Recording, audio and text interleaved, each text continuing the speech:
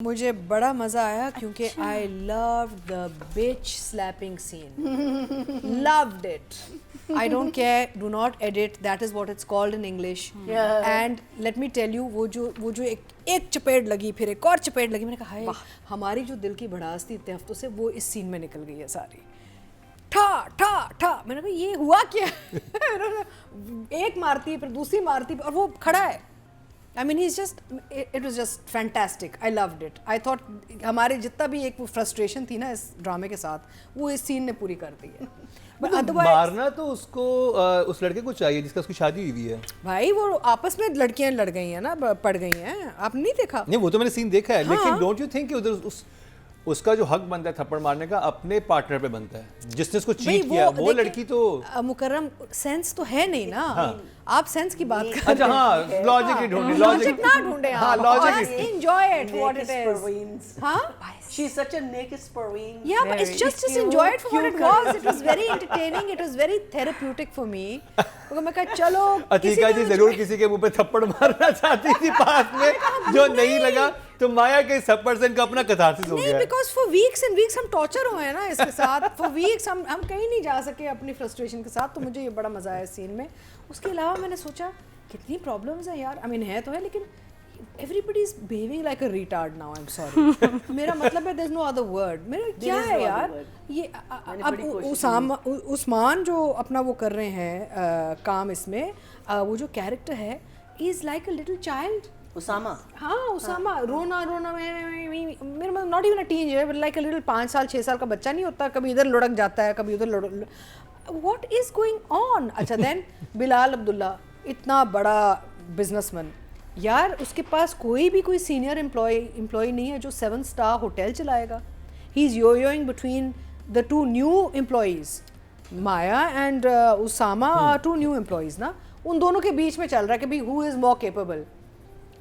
I am sure he has some senior employees यार, कोई तो लोग होंगे जो 30 साल से उसके बाप के साथ भी काम कर रहे थे, जो एक 7 स्टार होटल को लॉन्च करेंगे। I mean it's just become ridiculous now, it really has. Now it's just entertaining for what it is. I have stopped looking for logic. मैंने बिल्कुल छोड़ दिया इसका कि भाई कोई सेंस एंड लॉजिक आप ना ढूंढे इसमें, आप सिर्फ इंटरटेन हो कि ये कैरिकेचर टाइप एक वो चल रहा है, सैटायर टाइप, और उसे and it's very sad because पता है क्या, फ्रेम बहुत खूबसूरत है, डायरेक्टर ने अपनी तरफ से बहुत जान लगाई है, कहानी है ही नहीं तो कहाँ, and overly dramatic and emotional characters हर चीज़ पे। अच्छा सबसे मज़े की बात है, there is no situation actually. मैं ये सोच रही थी, मैंने कहा यार what is the problem with Sun Mere Dil, multiple, but the main problem is there is actually no problem. Actually there is no problem. आपस ही में लड़ के वो उससे इश्क है, तो उसे अब हमशा ने भी एंड में कह दिया बिलाल अब्दुल्ला का, मुझे बिलाल अब्दुल्ला से इश्क है, great, but there is no problem, there is been no trauma, there is been no झटका, कोई चैलेंज ही नहीं है इन लोगों की ज़िंदगी में, सिर्फ आपस में ना मोहब्बतें, मुरझाना, रोना, पीटना। और इतना रो रहे हैं, हर इंसान हर सीन में रो रहा होता है। वो रो इसलिए रहे हैं क्योंकि उनको पता है स्क्रिप्ट पे कुछ नहीं है, तो रो के वो बेचारे कोशिश, एक्टर्स, और मुझे एक्टर्स पे इतना अफसोस हो रहा है, उन्होंने इतनी जान मारी है क्योंकि ये इतना ड्रेनिंग होता है ना, और कुछ ज्यादा जान तो डायरेक्टर ने कहा होगा ना कि आप इतनी जान मारे, जान मार मेरे दिल, कोशिश में है ना कि यार कुछ ना कुछ कहानी तो है नहीं, तो वो उन्होंने ओवरली वो कर दिया है कि भाई हम ओवर कर लेते हैं ताकि शायद बच जाए। नादिया जमील ने, कल हम वहाँ पे थे तो उन्होंने बड़ा मज़े का कहा कि नट शेल में ये क्या है सुन मेरे दिल। उन्होंने कहा इसमें 2 ख़वातीन 2 आदमियों को छुप के शराब पिला रही हैं, और किस्सा ये है कि माया को ना पता चले, दैट्स अ उधर दानिया उसामा को पिला रही है, वहाँ हमशा बिलाल अब्दुल्ला को पिला रही है, और असल क्रक्स क्या, वो सॉरी माया जो सदफ का कैरेक्टर, उसको नहीं बताना। और हमारी बड़ी ख्वाहिश थी कि हम इकट्ठे बैठ के ये एक एपिसोड देखें। मैंने कहा हमारी बड़ी ख्वाहिश थी कि सारे इकट्ठे बैठ के ये पिए। जी अगले एपिसोड में मुझे लगा हाँ जहर आके नादिया, मुझे लगा कि जैसे आपने कहा कि हमारी बड़ी ख्वाहिश है सारे इकट्ठे बैठ के पिए। जैसे इमेजिन द पार्टी हमशा बिलाल अब्दुल्ला उसामा दानिया हो, बट ना अल्कोहल इस ड्रामे में। I'll come back to my first remark I made कि मुझे बिच स्लैपिंग सीन सबसे अच्छा लगा।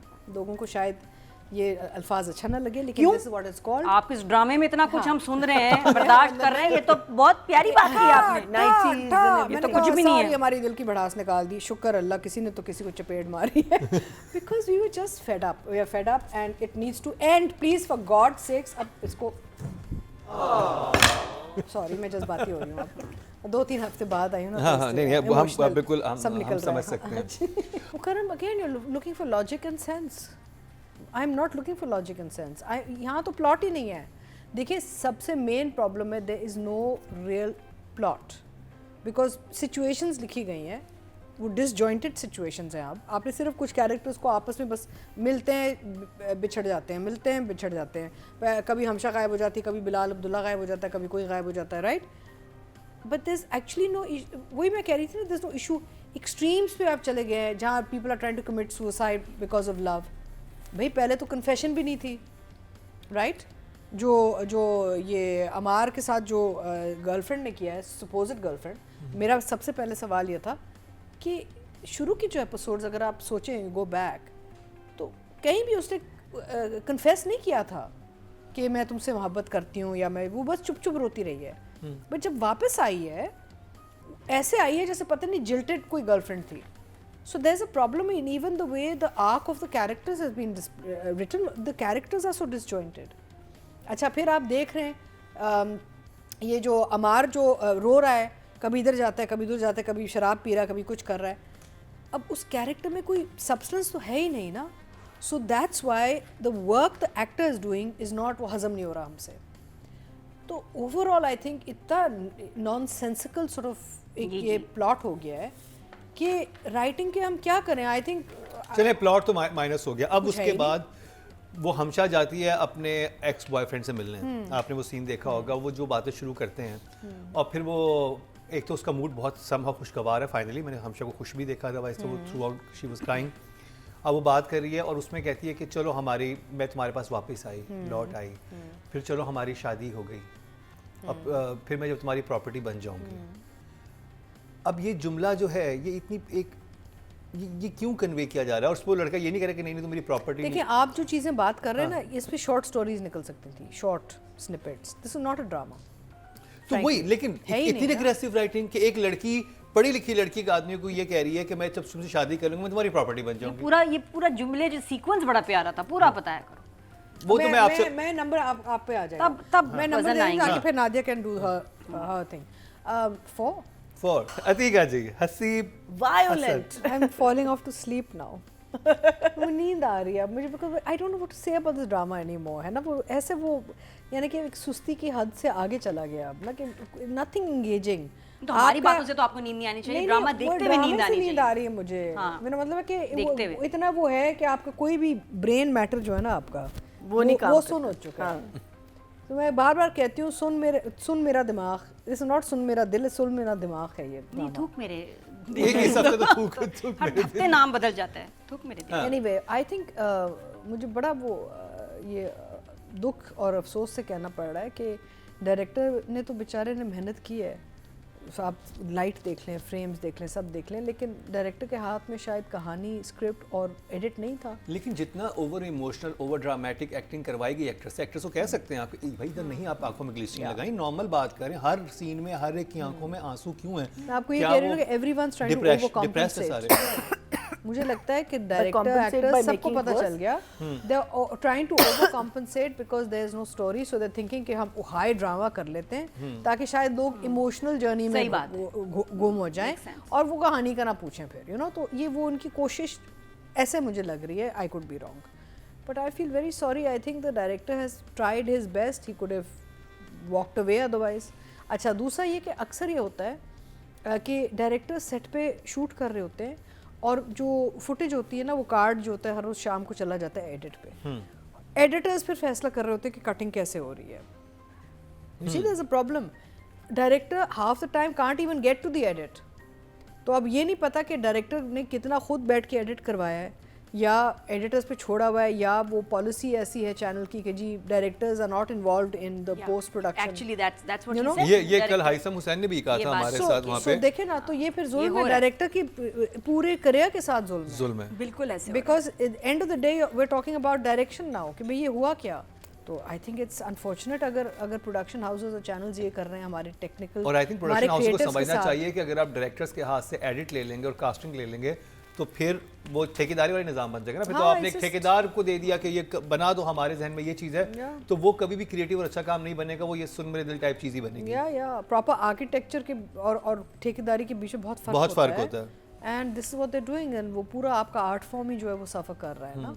Anyway, so for effort and for the frames, light and all, I will give him a 5। Yeah. Sadaf की बात हो रही, तो सदफ की परफॉर्मेंस कैसी लगी आपको?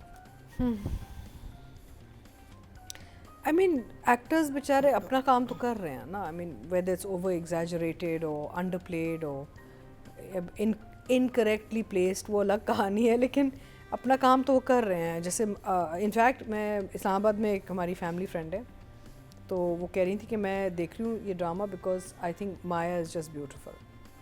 तो कह रही मैं माया के लिए मैं देख रही हूँ, I don't care about the story, I don't care, सारा बकवास हो गया है सब, it's in shambles, there is no कहानी, नथिंग, लेकिन माया इतनी हसीन है कि मैं उसकी वजह से देख रही हूँ, and she is looking gorgeous for sure. लेकिन ये है कि again there is a problem with the way the characters been written.